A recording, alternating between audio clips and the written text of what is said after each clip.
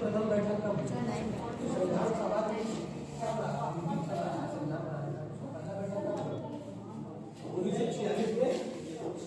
हो गया। देखिए इधर हम लोग स्टार्ट किए हैं पहला चैप्टर हड़प्पा सभ्यता।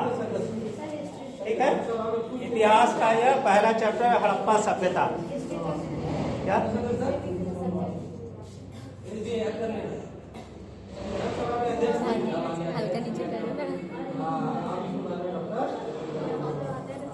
हड़प्पा सभ्यता के बारे में जैसा कि हम लोग कल इंट्रोडक्शन लिए, परिचय लिए कि हड़प्पा सभ्यता है क्या।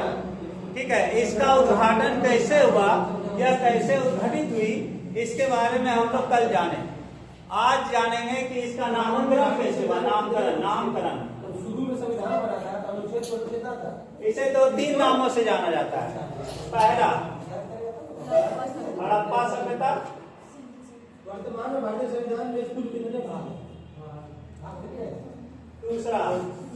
दूसरा बोलो, सिंधु घाटी सभ्यता।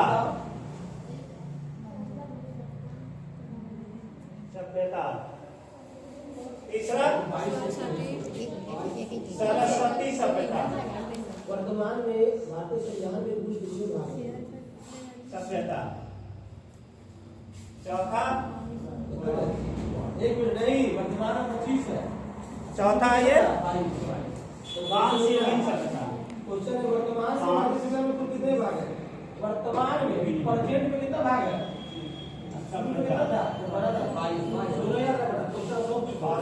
शुरू में कुल से संविधान में कितने भाग कितना बोला?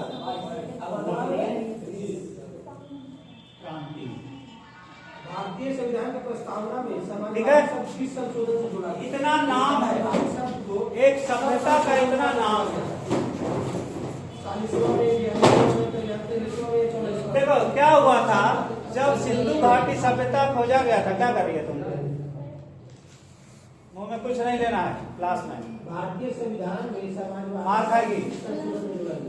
देखिए जब सिंधु घाटी सभ्यता की खोज हुई कल, जैसा कि हम बताए, ध्यान से सुनो, एकदम ध्यान से।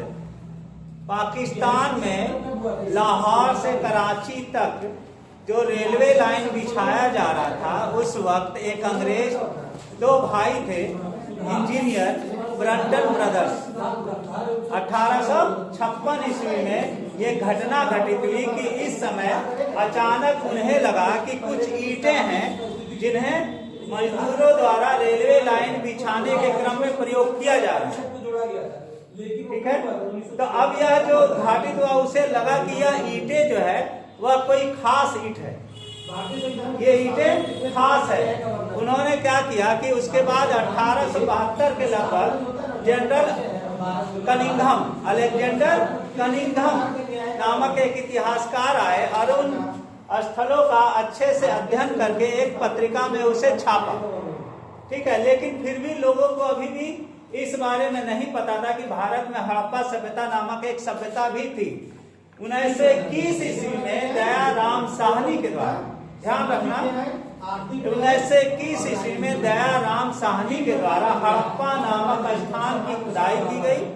इसके बारे में विस्तृत रूप से लोगों को जानकारी हासिल हुई। ठीक उसके अगले साल 1922 मोहनजोदड़ो की खुदाई किसने की थी? राखा दास बनर्जी।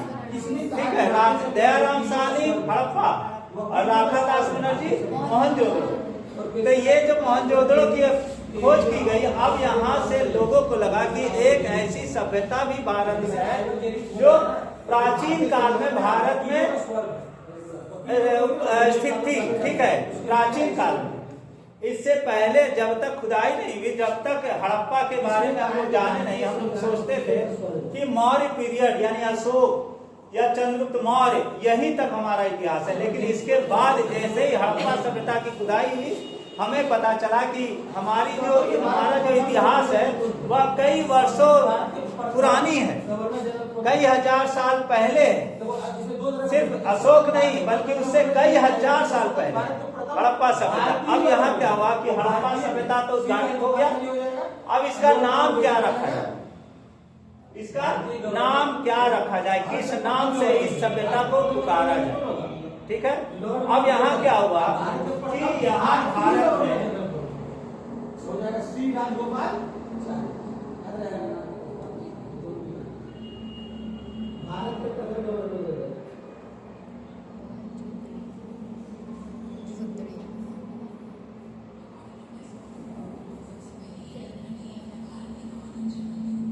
देखो भारत ये पाकिस्तान था, ये इंडिया, ठीक है। तो यहाँ हड़प्पा सभ्यता, यहाँ मोहनजोदड़ो, और यहीं से एक नदी बहती है तिब्बत होते हुए, कश्मीर होते हुए, पाकिस्तान होते हुए, कौन सी नदी? सिंधु नदी। कौन सी नदी? सिंधु नदी। इसको इंग्लिश में इंडस रिवर कहते हैं। स्वतंत्र भारत के प्रथम भारतीय स्वतंत्र भारत के प्रथम भारतीय इंडस रिवर याद कर रहा ना, इंडस रिवर। स्वतंत्र भारत के अब यहाँ लोगों ने सोचा, यहाँ ध्यान दो, पुरातात्विक स्रोतों से ये जो जानकारी हासिल होती है, और इतिहासकारों ने यह सोचा कि चूंकि बहुत सारे जो चानुदड़ो है और भी कोटदीजी है, ये सब जो स्थल है वो सिंधु नदी के किनारे किनारे मिल रहा है। ठीक है, तो लोगों ने कहा कि इसका नाम सिंधु घाटी सभ्यता रखा। ठीक है, सिंधु घाटी सभ्यता नाम रखा जाए इसका। फिर यहीं पे सरस्वती नदी भी बहती है, तो इसके नाम पे कहा गया कि सरस्वती सभ्यता रख दो। फिर यहाँ जो है जितने भी बर्तन मिले हैं उनसे पता चला है कि जो हड़प्पा वासी थे, हड़प्पा में रहने वाले लोग थे, वो कांस यानी कांसा का प्रयोग करते थे, वो कांसा का प्रयोग सीख चुके थे। ठीक है, तो कहा गया कि क्यों ना हम कांस्य युगीन सभ्यता रख दें। इसको प्रथम नगरीय क्रांति, इसको प्रथम नगरीय क्रांति यानी कि पहली सभ्यता थी जो नगरीय थी, ये ग्रामीण सभ्यता नहीं थी, यह नगरीय सभ्यता थी, हड़प्पा सभ्यता। तो इसका नाम रखा गया प्रथम नगरीय क्रांति। ठीक है, लेकिन अब क्या हुआ कि अलग अलग नाम, अलग अलग इतिहासकार अलग अलग नाम, तो आखिर क्या रखा जाए जिस पर सब एक मत से सहमत हो जाए।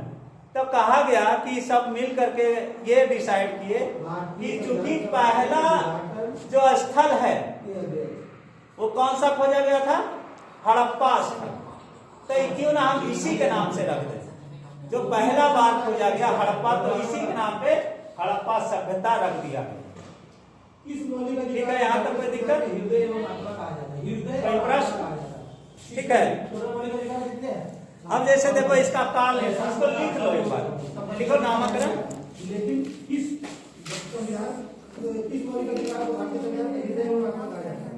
हाँ, हेडिंग तो हड़प्पा से, यहाँ नामकरण लिखो, नामकरण हेडिंग दो, नामकरण।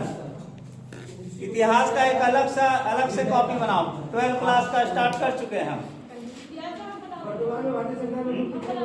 हाँ, फिर कॉपी बनाओ, उसमें अलग से सारा चीज लिखो, क्योंकि यहीं से क्वेश्चन आएगा 12th क्लास में। लिखो नामकरण।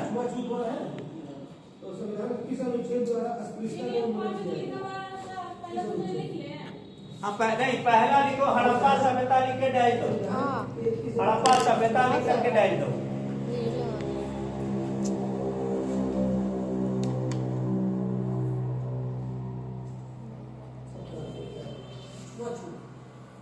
हड़प्पा सभ्यता लिख करके डाल दो। लिखो, इस सभ्यता का नाम हड़प्पा सभ्यता रखना। इस सभ्यता का नाम हड़प्पा सभ्यता इसलिए रखा गया, इस सभ्यता का नाम हड़प्पा सभ्यता इसलिए रखा गया क्योंकि इस सभ्यता का नाम हड़प्पा सभ्यता इसलिए रखा गया क्योंकि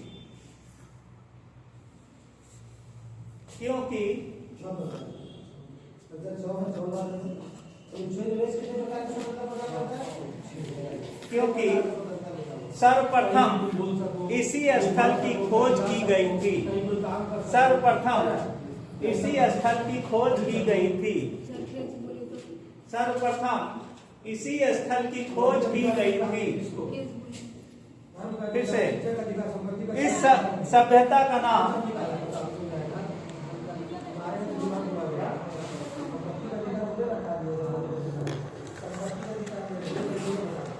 हड़प्पा सभ्यता इसलिए रखा गया क्योंकि सर्वप्रथम इसी स्थल की खोज की गई थी।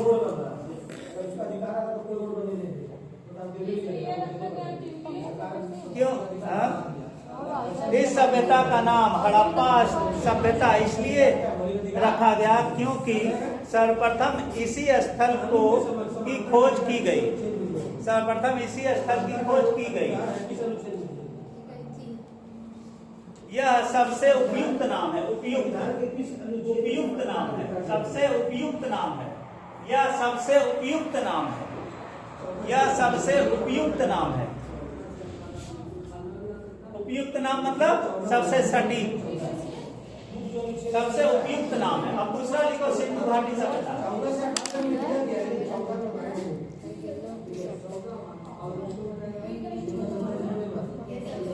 लिखो टैग दे करके, सिंधु घाटी सभ्यता डैश दो। दूसरा सिंधु घाटी सभ्यता डैश दो। लिखो प्रारंभ में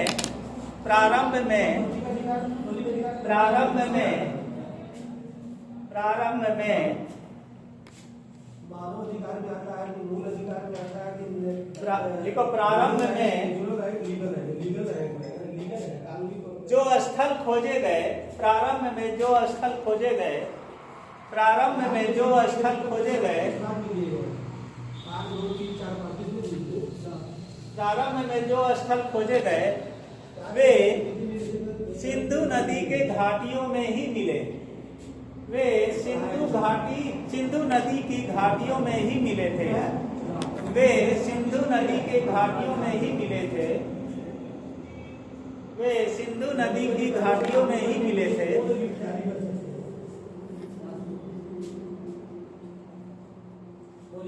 इसलिए इसे सिंधु घाटी सभ्यता कहा गया। इसलिए इसे सिंधु घाटी सभ्यता कहा गया। कौन करेगा? रीड जारी कौन करेगा? मौलिक अधिकारों में संशोधन कौन करेगा? सभ्यता कहा गया। तीसरा लिखो सरस्वती सभ्यता। सरस्वती। इस संवैधानिक संशोधन को लघु संविधान कहा जाता है। लिखो डैश देकर।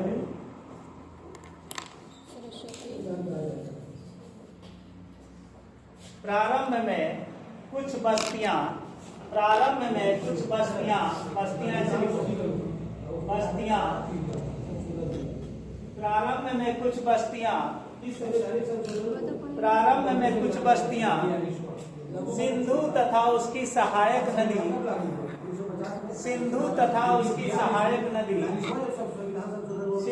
प्रारंभ में कुछ बस्तियां सिंधु तथा उसकी सहायक नदी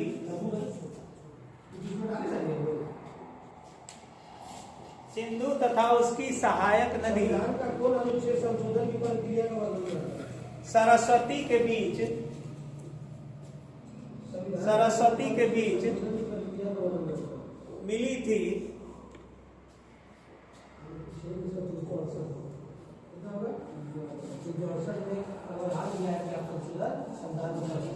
हाँ, सिंधु तथा उसकी सहायक नदी सरस्वती के बीच मिली थी। इसलिए इसे सिंधु सरस्वती नदी भी कहा जाता है। इसलिए इसे सिंधु सरस्वती नदी भी कहा जाता है। इसलिए इसे सिंधु सरस्वती नदी भी कहा जाता है। इसी राज्य में राष्ट्रपति शासन लागू तरीके से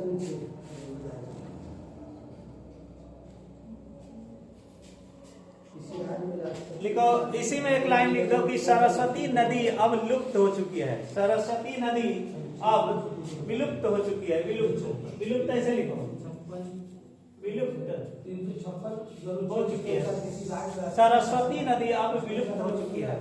सरस्वती नदी अब विलुप्त हो चुकी है। कोई पार्टी नहीं, हिंदू बहुमत नहीं। विलुप्त का मतलब गायब, खत्म हो गई। हाँ, विलुप्त हो चुकी है। अब अगला पॉइंट लिखो, कांस्य युगीन सभ्यता। कांस्य युगीन सभ्यता,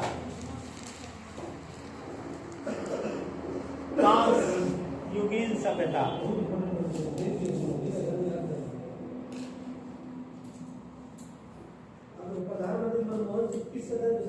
कांस्य युगीन सभ्यता देखो, डायरेक्ट सिंधु वासियों ने ही सर्वप्रथम, सिंधु वासियों ने ही सर्वप्रथम,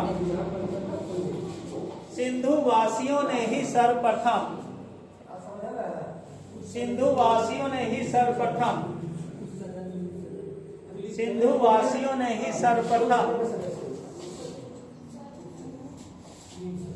तांबे में टीन मिलाकर, तांबे में, तांबा, तांबा, तांबे में मोदी जी चुनाव कहाँ से लड़ते? टीन मिलाकर, टीन, टीन ऐसे लिखो, टीन, तांबे में टीन मिलाकर चुनाव लड़ता है, लोकसभा कांसा तैयार किया, कांसा तैयार किया था, कांसा, कांसा, कांसा कैसे बनता है? सॉरी, तांबे में टीन मिला करके बनता है, दोनों का मिक्स रूप जो है ना कांसा होता है। कांसा तैयार किया जाता है, तैयार किया जाता है, नहीं किया, किया, हाँ किया, इसलिए इसे कांस्य युगीन सभ्यता कहा जाता है। इसलिए इसे कांस्य युगीन सभ्यता कहा जाता है। इसलिए इसे कांस्य युगीन सभ्यता कहा जाता है। इसलिए इसे कांस्य युगीन सभ्यता कहा जाता है। कांस्य युगीन सभ्यता कहा जाता है। अब अगला पॉइंट लिखो, प्रथम नगरीय क्रांति, प्रथम नगरीय क्रांति, प्रथम नगरीय क्रांति लिखो, प्रथम नगरीय क्रांति, प्रथम नगरीय क्रांति, करके लिखो, भारत में सर्वप्रथम नगरों का उदय, भारत में सर्वप्रथम, भारत में सर्वप्रथम नगरों का उदय, भारत में सर्वप्रथम, लिख रही है ना पीछे जूली, हमारे राज का सबसे बड़ा पद, तुम लोग लिख रही है ना, छोटा नहीं ना। भारत में क्या लिखी? भारत में सर्वप्रथम नगरों का उदय इसी काल में देखने को मिलता है, इसी काल में देखने को मिलता है, इसी काल में, इसी काल में देखने को मिलता है। इसलिए इसे प्रथम नगरीय क्रांति कहा जाता है। इसलिए मिलता है, इसलिए इसे प्रथम नगरीय क्रांति भी कहा जाता है, प्रथम नगरीय क्रांति भी कहा जाता है, प्रथम नगरीय क्रांति। हाँ, इसीलिए इसे प्रथम नगरीय क्रांति भी कहा जाता है।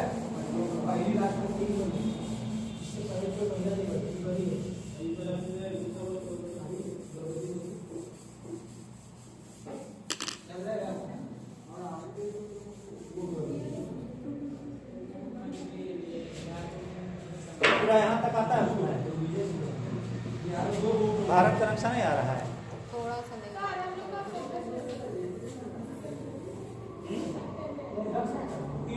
क्या?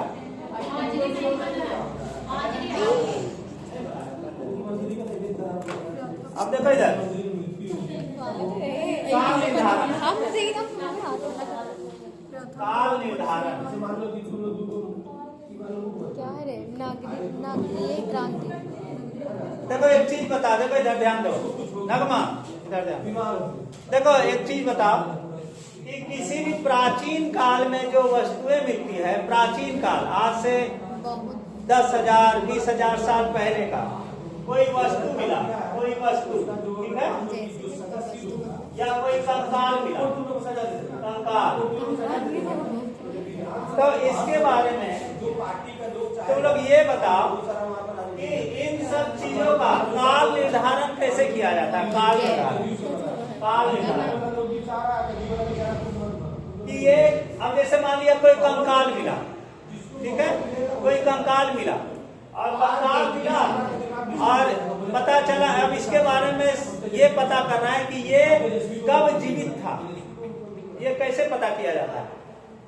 कार्बन 14 या रेडियो कार्बन, रेडियो कार्बन या कार्बन 14, ठीक है, रेडियो कार्बन या कार्बन 14 पद्धति। लेकिन एक चीज याद रखो, एक चीज याद रखो कि रेडियो कार्बन के द्वारा हम प्राणियों के बारे में हम पता लगा सकते हैं जो जीवित था, जैसे जानवर हो गया, इंसान हो गया, पेड़ पौधा हो गया। पेड़ पौधा भी तो सांस लेते हैं, तो पेड़ पौधे, इन सब का हम काल निर्धारण रेडियो कार्बन पद्धति से कर सकते हैं। लेकिन अगर कोई पत्थर मिल गया तब, कोई पत्थर है, कहा जाता है कि अरावली, अभी अरावली के बारे में पढ़ रहे हो कि नहीं?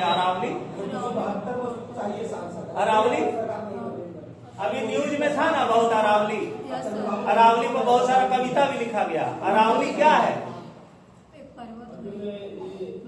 ज्योग्राफी में हम बताएंगे। देखो क्या है, ये जो भारत है ना, भारत, यहाँ पे अरावली है, अरावली, ठीक है, ये अरावली है। कहा जाता है कि भारत का सबसे प्राचीन जो पर्वत है वो अरावली है। भारत करोड़ों वर्ष पहले जो भारत बना था, ठीक है, हम लोग उसमें पढ़े 11th क्लास के सब्जेक्ट में पढ़े ज्योग्राफी में कि प्लेट टेक्टोनिक्स के जरिए या कहा जा सकता है कि जब महाद्वीप का गठन हो रहा था, भारत का निर्माण हो रहा था और एशिया प्लेट, भारत प्लेट और एशिया प्लेट टकरा रहा था, उससे पहले से अरावली मौजूद है, ठीक है। सर बोले सर, अरावली करोड़ों वर्ष पहले का है। हिमालय, हिमालय क्या है? हिमालय अभी भी नया है। हिमालय क्या है? हिमालय अभी भी युवा अवस्था में, ये अभी भी बढ़ रहा है। अरावली जो है करोड़ों वर्ष पहले का है, अरबों करोड़ों वर्ष पहले का है। तो किसी पत्थर का आयु का निर्माण जो है निर्धारण यूरेनियम पद्धति।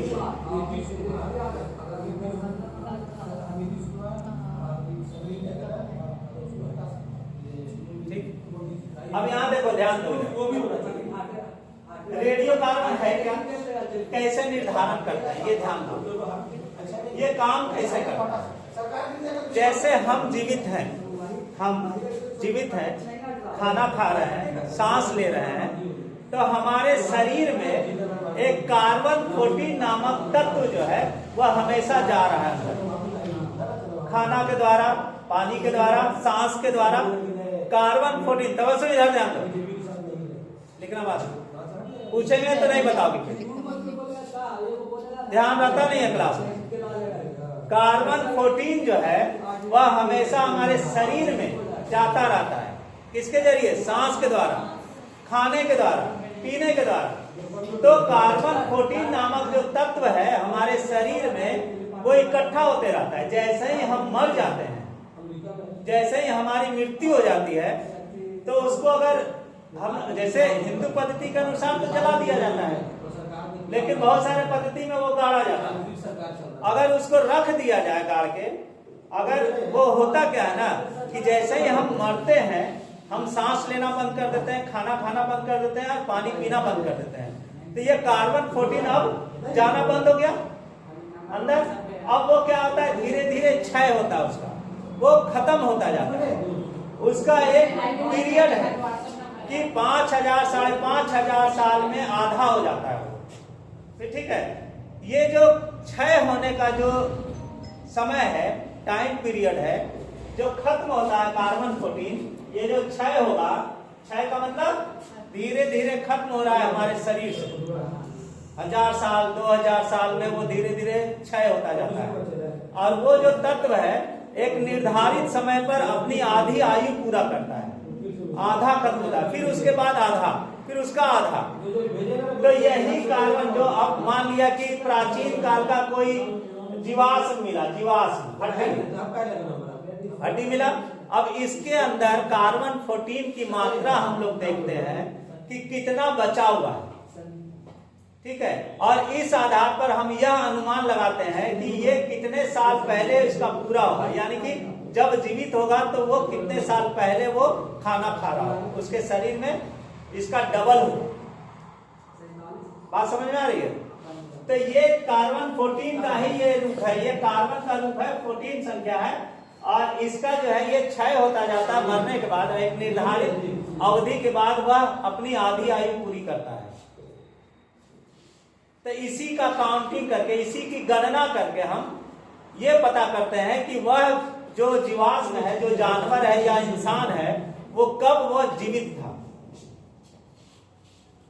समझ में आया? ये कार्बन 14 ये सिर्फ जो जीवित प्राणी है उसी की आयु हम पता कर सकते हैं इससे। जैसे जानवर हो गया, इंसान हो गया, पेड़ पौधे हो गए। पेड़ पौधा भी तो सजीव है। पेड़ पौधा क्या है, निर्जीव है या सजीव है? अच्छा, सजीव और निर्जीव की परिभाषा क्या होती है? सजीव किसे कहते हैं? जो वृद्धि करे, जो मूव करे। हाँ, जैसे पेड़ पौधा चलता नहीं है, हम लोग जैसा चलता नहीं है, लेकिन वृद्धि करता है, वृद्धि करता है, इसलिए वो सजीव है। जानवर, इंसान सब सजीव है। तुम्हारा ये क्या है? निर्जीव है। ठीक है, यहाँ कुर्सी है, टेबल है, बेंच है, पंखा है, ये सब निर्जीव है। ये वृद्धि नहीं होगा। आज से 100 साल बाद भी इतना ही रहेगा, ये बढ़ेगा नहीं। ठीक है, तो सजीव, ये जो पद्धति है ये सजीवों के लिए है। जैसे मान लिया अभी तुमसे पूछेंगे हम कि पेड़ पौधे की आयु, जो अभी पेड़ अभी लगा हुआ है, उसकी आयु कैसे निर्धारित करते हैं?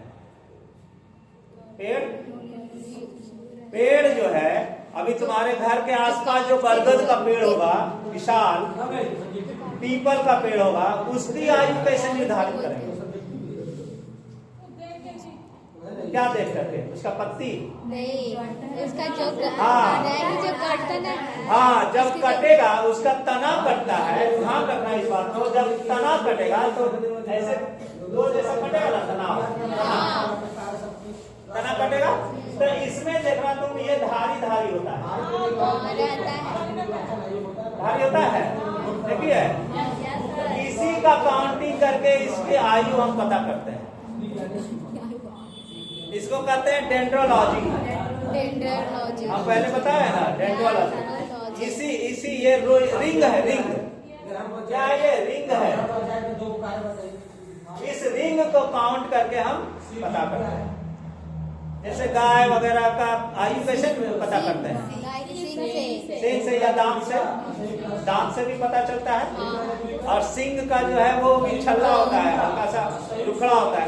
सिंग अगर तुम देखेगे ना किसी का, भैंस का, तो जो सिंग होता है बीच में उठा हुआ भाग होता है, उभरा जैसा रहता है। ये इससे भी पता करते हैं, या दांत से पता करते हैं।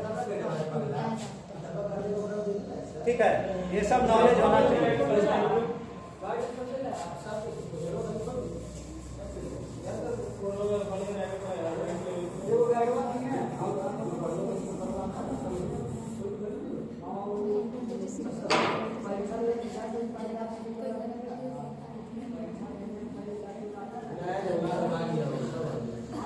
लिखो इसमें काल निर्धारण, लिखो काल निर्धारण, हेडिंग दो काल निर्धारण। राज्यपाल की नियुक्ति कैसे होती है? राज्यपाल होता है गवर्नर, उसकी नियुक्ति कैसे? बिहार के गवर्नर और बिहार के गवर्नर आरिफ मोहम्मद।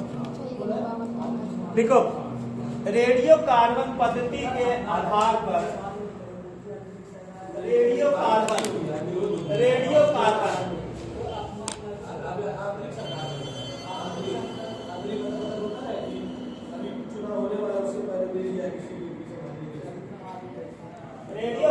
पद्धति के आधार पर हड़प्पा सभ्यता को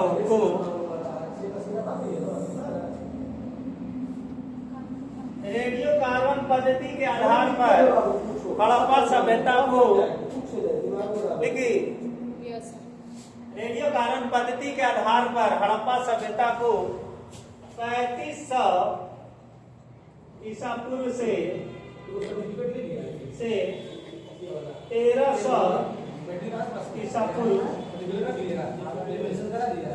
3500 ईसा पूर्व से 1300 ईसा पूर्व निर्धारित किया गया है।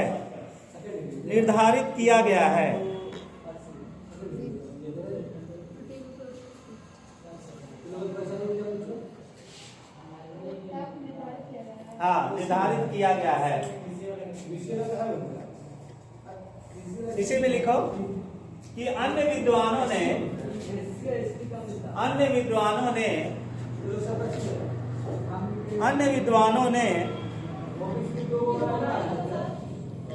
इसी में लिखो, अन्य विद्वानों ने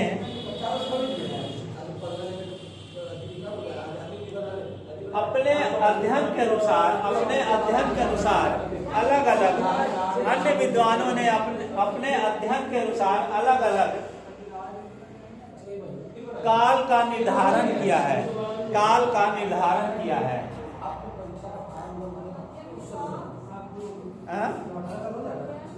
विभिन्न विद्वानों ने अपने अध्ययन के अनुसार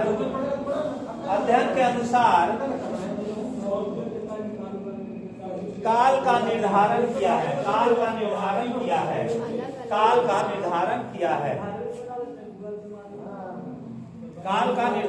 है। अब पॉइंट में लिखो, अगला पॉइंट में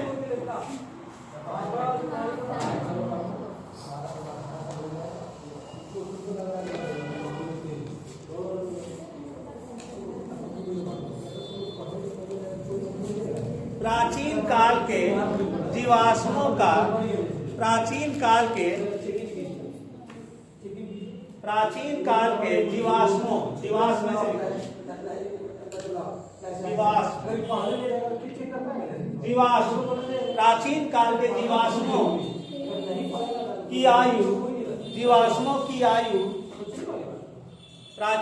के जीवाश्मों की आयु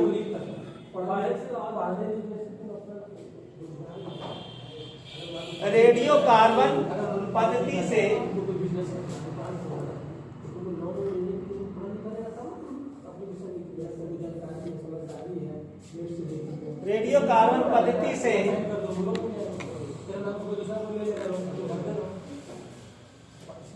पता किया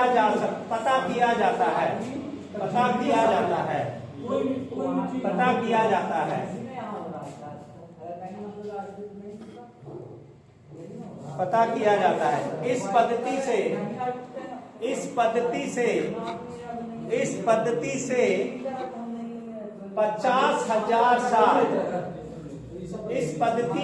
50,000 साल पुराने जीवाश्मों की आयु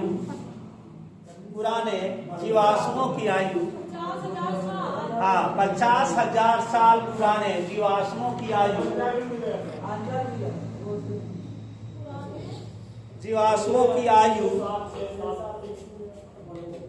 ज्ञात की जा सकती है।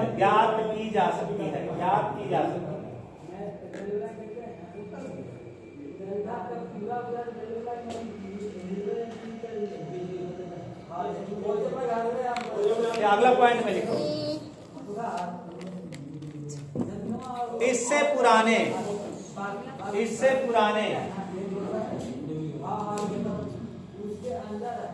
पुराने वस्तुओं, यानी 50,000 से पुराने वस्तुओं ब्रैकेट में लिख लो, जैसे पृथ्वी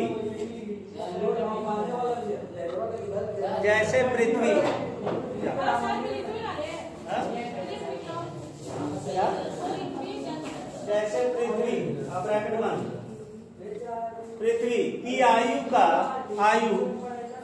पृथ्वी की आयु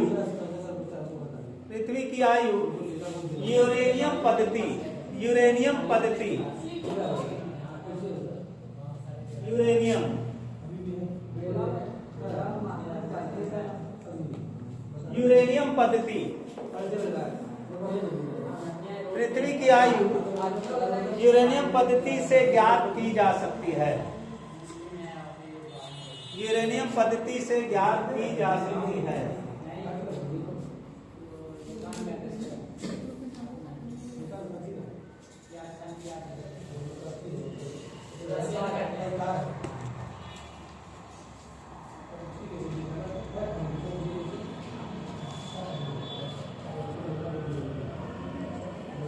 अब यहाँ रुक जाओ, अब फिर समझाने तो कुछ समझो,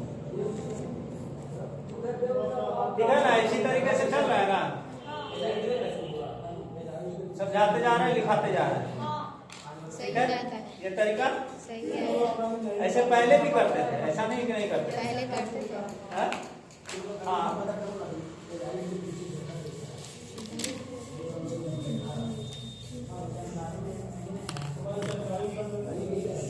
तुम लोग को जिस तरीके से हम पढ़ा देंगे ना, वो समझो कि तुम्हारा 12th क्लास तो है ही, साथ में कंपटीशन लेवल में भी काम आ जाएगा, ठीक है? कंपटीशन में भी यही से आता है। अगर मान लिया पूछ दिया जीवाश्मों की आयु कैसे ज्ञात की जाती है, और ऑप्शन में दे दिया कार्बन पद्धति, यूरेनियम पद्धति या कुछ और, या फिर इनमें से कोई नहीं, तो क्या होगा? कार्बन पद्धति। पृथ्वी की आयु कैसे निर्धारित की जाती है? तो यूरेनियम पद्धति। यही से क्वेश्चन आएगा तुम्हारा कंपटीशन में भी। अगर तुम लोग कंपटीशन में जाओगे तो कंपटीशन में भी यही से आएगा, ठीक है? अब देखो उद्भव,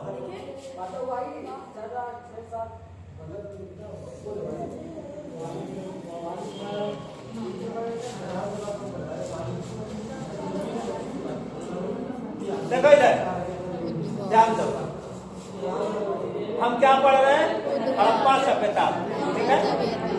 इधर ध्यान दो, हमारा क्या है चैप्टर का नाम? हड़प्पा सभ्यता, ठीक है? तो अब हम यह जानने का, हम जान गए कि इसका नाम कैसे रखा गया, इसको खोजा कैसे गया, ये कब से कब तक था, ये जान गए। अब हम जानेंगे कि इसकी उत्पत्ति कैसे होती है। तो इसमें दो तरह के तर्क हैं, एक है विदेशी उद्भव, विदेशी उद्भव, दूसरा है स्वदेशी उद्भव।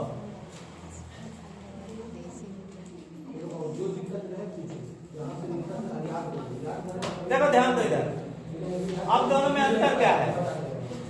ये विदेशी उद्भव कहता है कि हड़प्पा सभ्यता जो है वह विदेशों से आए लोग आकर के यहाँ बसे, और उन्होंने क्या किया कि यहाँ नगरीय क्रांति यानी नगर बसाया, और यहाँ एक सभ्यता का जन्म हुआ जो कि हड़प्पा सभ्यता। ये विदेशी, ठीक है? इसमें कौन कौन थे? तो Marshall, John Marshall, Gordon child,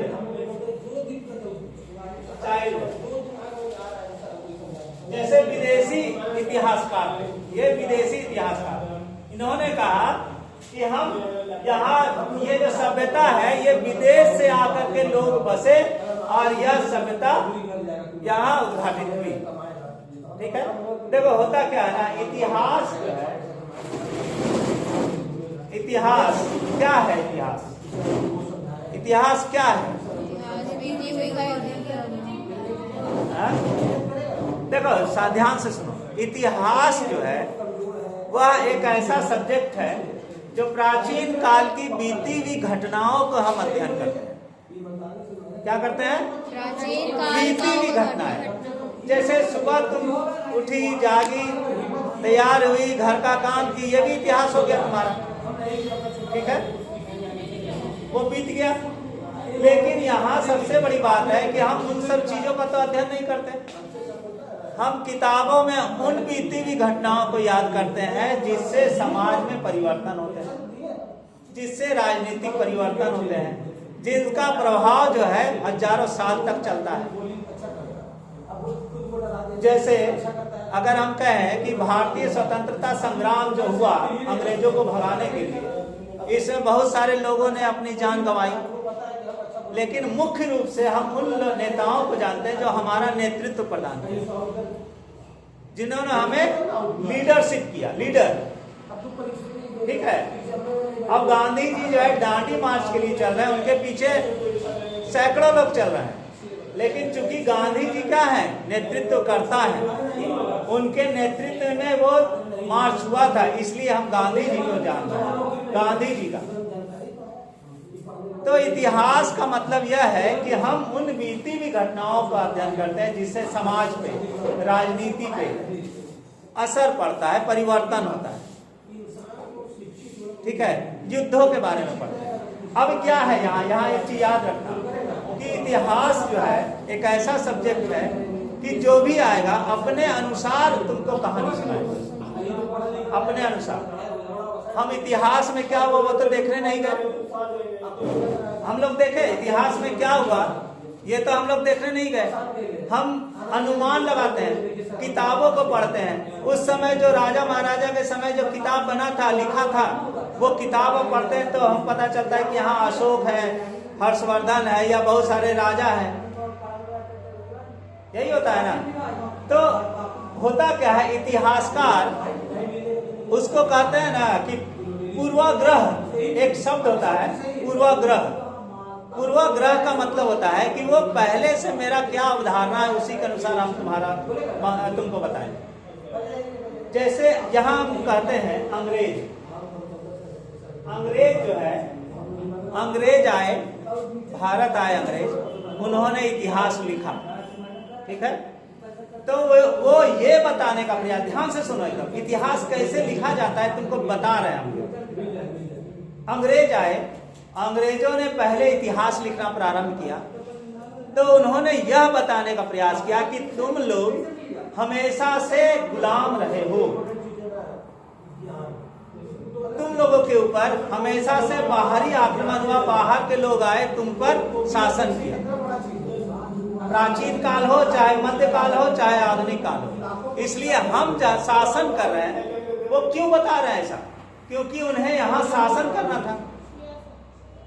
तो अब मान लिया कि तुमको हम बता देंगे कि अरे तुम हमेशा फ्री है, पहले स्वतंत्र थी, अंग्रेज आया तुमको गुलाम बना दिया, तो तुमको लगेगा पहले तो हम स्वतंत्र थे, हम अभी स्वतंत्र होना चाहते हैं। लेकिन जब तुम्हारी मानसिकता ही गुलामी वाली कर दी जाएगी, तुमको बचपन से पढ़ाया जाएगा कि तुम हमेशा से गुलाम रहे हो, तुम्हारे अंदर शासन करने का कोई क्षमता नहीं है, तो तुम क्या करोगे?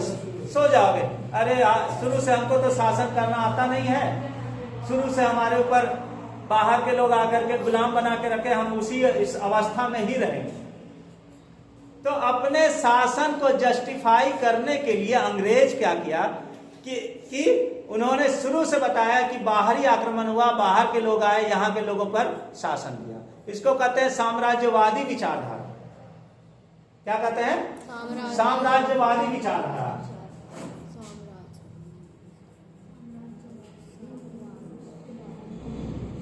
साम्राज्यवादी विचारधारा, इसका मतलब क्या हुआ कि साम्राज्यवादी यानी अंग्रेज अपने आप को श्रेष्ठ घोषित करने के लिए और तुमको शुरू से गुलाम घोषित करने के लिए तुमको यह पढ़ाते रहे कि तुम शुरू से गुलाम रहे हो, तुम्हारे अंदर शासन करने की क्षमता नहीं है। इसलिए उन्होंने अपने तरीके से इतिहास लिखा, ठीक है। इसलिए उन्होंने कहा कि हड़प्पा सभ्यता है, या हम बाद में पढ़ेंगे वैदिक सभ्यता, ऋग्वेद में वे आर्य लोग जो है बाहर से आ रहे हैं। बात समझ में आ रहा है? तो वो लोग शुरू से बताते आ रहे हैं आर्य बाहर से आए, हड़प्पावासी बाहर से आए, मुस्लिम आक्रमणकारी बाहर से आए, अंग्रेज बाहर से आए, तो तुम शुरू से गुलाम ही रहे। ठीक उसी के बाद जब भारत में कुछ लोग पढ़ करके आए, पढ़ करके आगे बढ़े, तो उन्होंने एक नया चीज कहा कि हम कोई विदेशी नहीं उद्भव है, यहाँ के स्वदेशी उद्भव है, स्वदेशी, ठीक है। जो हड़प्पा सभ्यता है वह नगरीय सभ्यता इसलिए बनी क्योंकि वहां छोटे छोटे पहले सभ्यताएं थी, संस्कृतियां थी, छोटी छोटी संस्कृतियां थी, जो आगे चल करके हड़प्पा सभ्यता के रूप में विशाल साम्राज्य कायम हुआ, जिसमें तुम्हारा रोमिला खापर है, फेयर सर्विस है, रोमिला थापर है, अमलानंद घोष है, ये सब लोग हैं। और अमलानंद घोष, इसमें क्या नाम होता है, मार्शल गॉर्डन चाइल्ड, और इसमें अमलानंद घोष, ठीक है, अमलानंद घोष है, ऑलचिन है, फेयर सर्विस है, SR राव है, ये सब है। तो अमलानंद घोष ने कहा,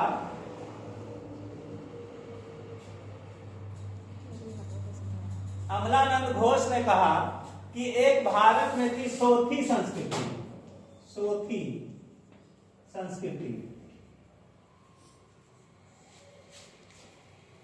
इसी से आगे चल करके हड़प्पा सभ्यता में यही लोग डेवलप किए और नगर बसाए। बाहर से कहीं से उद्भव नहीं था, ये स्वदेशी उद्भव था। यही जो है भारत में ही बहुत सारी बस्तियां पहले से छोटी छोटी बस्तियां थी, और यही बस्ती आगे चल करके हड़प्पा सभ्यता बन गई। इसको कहते हैं राष्ट्रवादी विचारधारा। क्या? राष्ट्रवादी विचारधारा। इतिहास में भी विचारधाराएं हैं, बहुत सारी विचारधाराएं हैं। इतिहास में हम लोग पढ़ेंगे, बहुत सारे थॉट्स हैं, विचारधारा है।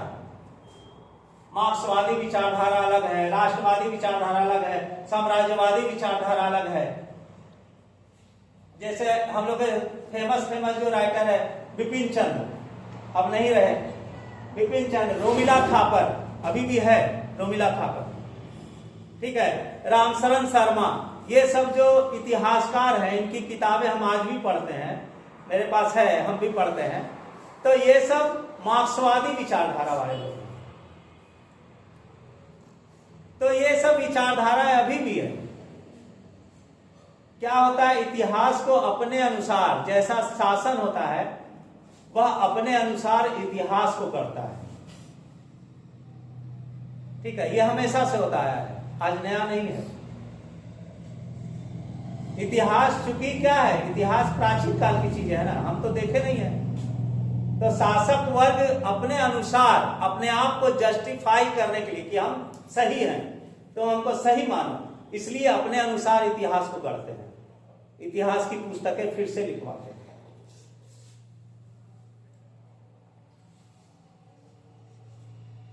बात समझ में आया यहां तक? कोई दिक्कत? यही सारी चीजें हैं। ध्यान से सुन रही है। देखो क्या होता है ना, देखो एक बात बताते हैं। शिक्षक जो होता है ना, शिक्षक गुरु, अगर सही से पढ़ाएगा तो उसको छड़ी उठाने की आवश्यकता ही नहीं होगी, हमको शांत कराने की आवश्यकता है। तुमको तुम्हारे अंदर इतना जिज्ञासा उत्पन्न कर देंगे कि तुम सुनने के लिए शांत हो जाओगे खुद ब खुद कि हाँ सर क्या बताएंगे, क्या चीजें बताएंगे। तुम्हारे अंदर जो है ना, ध्यान दो, तुम्हारे अंदर ज्ञान का जो बीज है, बीज समझ रहे, बीज को रोकते हैं। तुम्हारा जो हृदय है वह मिट्टी है, और गुरु जो है उसमें बीज रोकते हैं। हम क्या कर रहे हैं, बीज रोक रहे हैं, और यह बीज धीरे धीरे बड़ा हो रहा है। तुम लोग जैसे जैसे क्लास ऊपर चढ़ रही हो वैसे वैसे बीज, पेड़ जो है वो बड़ा हो रहा है, और यह पेड़ बनेगा ग्रेजुएशन तक, जिसका जो भी है। अब ये पेड़ फल कब देता है, जब हम सक्सेस हो जाते हैं किसी भी क्षेत्र में। या फिर ऐसा नहीं है कि हम नौकरी करें तभी सक्सेस, ऐसा नहीं है। हम जो है, हम एक बार बताए थे कि ज्ञान जो है, ज्ञान एक पेड़, अगर ज्ञान को एक पेड़ माने तो उसका फल हमारा जबान है, हमारी जो बोली है वही फल है। अगर हम पढ़ लिख रहे हैं और बोली जो है दूसरे को गाली दे रहे हैं, दूसरे को चिढ़ा रहे हैं, कुछ अपशब्द बोल रहे हैं, तो ये क्या है कि हम पढ़े नहीं है, पढ़ा लिखा अनपढ़ हो गए, ठीक है। तो ये जबान जो है ना, जबान यही बताता है कि तुम्हारी क्या योग्यता है, तुम किस योग्य हो। अगर मान लिया कोई शांत खड़ा है, ध्यान दे जाए, कोई शांत खड़ा है तो क्या होगा कि तुम उसके बारे में अनुमान ही नहीं लगा सकते हो कि हाँ ये क्या कितना जानता है, क्या जानता है, किस टाइप का आदमी। जैसे ही वह बोलना शुरू करेगा तुमको पता चल जाएगा कि किस लेवल का आदमी है।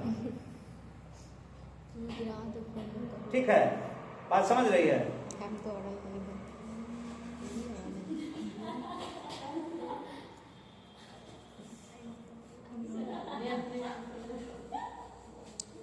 ठीक है, तुम लोग इसे कौन कर जाती है कोचिंग पढ़ा रहे हैं, तुम कंपेयर कर लो कि तुमको पैसा देना उचित है या नहीं। यहाँ फ्री में पढ़ाई होता है तो तुम लोग को लगता है बुरा। चलो ठीक है, ये हो गया, इसको लिखवा दें, कंटिन्यू करें अभी बंद कर। टाइम